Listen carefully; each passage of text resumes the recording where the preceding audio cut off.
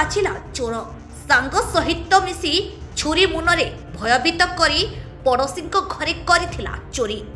गत 13 तारिख संध्या समय नवरंगपुर सहर दारुबंध साही सरोज कुमार महांती घरे केही नथिबा बेले तांको स्त्री को हाथ गोड़ बांधी लुट घटनार पर्दाफाश करिछि नवरंगपुर पुलिस। एने नवरंगपुर स्थित पुलिस जिला कार्यालय अनुष्ठित सांबादिक सम्मेलन में सूचना देले नवरंगपुर एसपी मिहिर कुमार पंडा।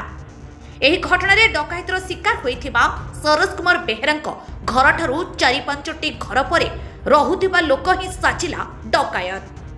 एसपी सूचना अनुसार घटना रे 14 लाख टंका सह 30 ग्राम सुना चोरी होइथिबा बेले 2 अभियुक्त गिरफ होइछंती। सेमानक ठारू 11 लाख 23 हजार टंका डकायतंक ठारू उद्धार होइथिबा सह गोटिए सुना चेन और गोटिए सुना मुदी एवं नुआरे किना होइथिबा 3टी दामी मोबाइल, गोटिए पुराना मोबाइल, गोटिए होंडा सीडी 110 मोटरसाइकेल, गोटिए छुरी जबत करिछि पुलिस। गिरफ दुईचर हेउछंती ढेंकानाल जिला कामाख्यानगर थाना अंतर्गत बैशिंगा ग्रामर चिन्मय कुमार साहू और अन्य अभियुक्त जन श्रीमान कुमार घड़ई जहांक घर डकायतर शिकार होइथिबा सरोज कुमार साहू घर ठारू 4टी घरे परे रहुथिबा बेले से पूर्वरु रीतिमत तांको घर को जीवा आसीबा रहिथिला। 2 अभियुक्त चिन्मय और श्रीमान प्राय 1 मास पूर्वरु एने प्लानिंग करिथिले एवं चोरी समय धरा पड़िबा भୟରେ डकायत करबा बेले मोबाइल साथी नै नथिले। तेणु पुलिस को घटनार तदंत करिबारे असुविधा सृष्टि होइथिला। तेणु पुराना शैली पुलिस तदंत करबा आरंभ करिथिला। एने प्राय 200 जन को पचराउचरा करिथिबा एसपी प्रेस मीट रे सूचना दैछंती। चोरी होइथिबा 14 लाख टंका मध्यरु उभय 7 लाख टंका लेखाए बांटी थिले। सेति मध्यरु 50 हजार टंका फाइनान्स ऋण सुझिथिबा बेले 1,57,000 टंका खर्च करछि। 3टी स्मार्टफोन किनिथिले। चोरी होइथिबा सबु सुना को पुलिस उद्धार करछि। गत जनवरी 13 तारिख रे संध्या समय गोटे रबरी इंसिडेंट होइतिला नवरंगपुर टाउन रे। संध्या पाखापाखि 6:15 समय आमर जड़े ये बिजनेसमैन अच्छा सरोज कुमार महांती बोली घर को अनुपस्थित समय 2 जन अननोन क्रिमिनाल घर को पशिकी स्त्री को छुरी देखई घर 14 लाख टंका एवं किसी सुना अलंकार लुट कर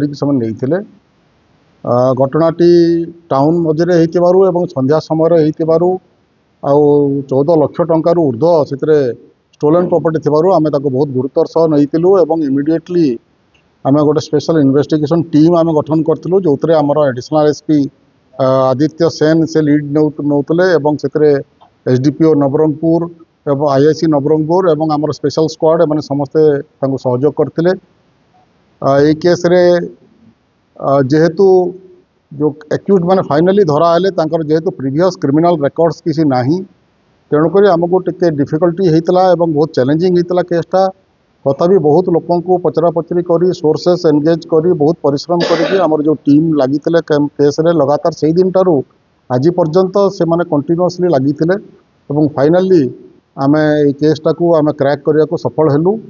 ए 2 जन लोक आम गिरफ करूँ। जड़े हूँ चिन्मय कुमार साहू ता घर हूँ ढेंकानाल कामाख्यानगर ढेंकानाल से रोचे नवरंगपुर रे। जड़े श्रीमान कुमार घड़ई से केउटसाही नवरंगपुर तार घर एवं जे जोटी विक्टिम घर 4टा घर छाड़ी घर अच्छी से ही साही रे तार घर अच्छी एवं ये जो चिन्मय साहू भी जो कम करता से गोटे ऑफिस थिला से ही साही रे।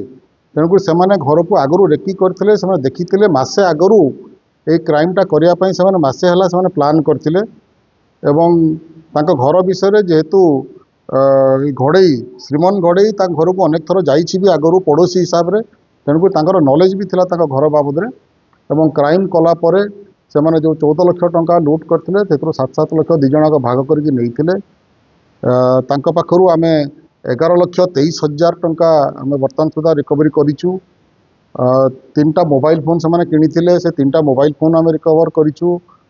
सुना जो अलंकार देते चेन आउ मुदी ताकू आम रिकवर कर जो मोबाइल फोन से यूज करते पूर्वर क्राइम पूर्वर ताकू भी रिकवर करूँ एवं छुरी जोटा यूज करते लुगापटा एमती सब अनेक जिनस आम रिकवर करूँ एवं आज आम अरेस्ट करी आम कोर्ट को फरवर्ड कर नहीं बर्तमान सुधा अन्य कहार इनवॉल्वमेंट आसी ना केस रे तथापि आम इन्वेस्टिगेशन कंटिन्यू करुचु आम जदि अन्य किसी आसो तथ्य ताले आम आपण सहित शेयर कर दुई जन एक मास्टरमाइंड श्रीमन कुमार घड़ई जेहेतु घर पाखे 3-4टा घर छाड़ी अच्छे घर पाखे घर को से जास भी कर अनेक थर ताकू भी आम मास्टरमाइंड कहले चलो किंतु चिन्मय कुमार साहू भी से साई रे तार ऑफिस आगरू थिला से दुई जन मिसिकी प्लान करी क्रामटी कर प्राय मसे आगरू एम प्लान करते क्राइम करने 13 तारिख दिन आम घर जो चोरी होता आज आम एसपी साहेब डकई एसपी तत्वावधान आईएस चेष्टार मोर चोरी होता सुना और टंका सब रिकवरी कर मत हैंड ओवर कले तेणु मु पुलिस प्रशासन को धन्यवाद ज्ञापन कर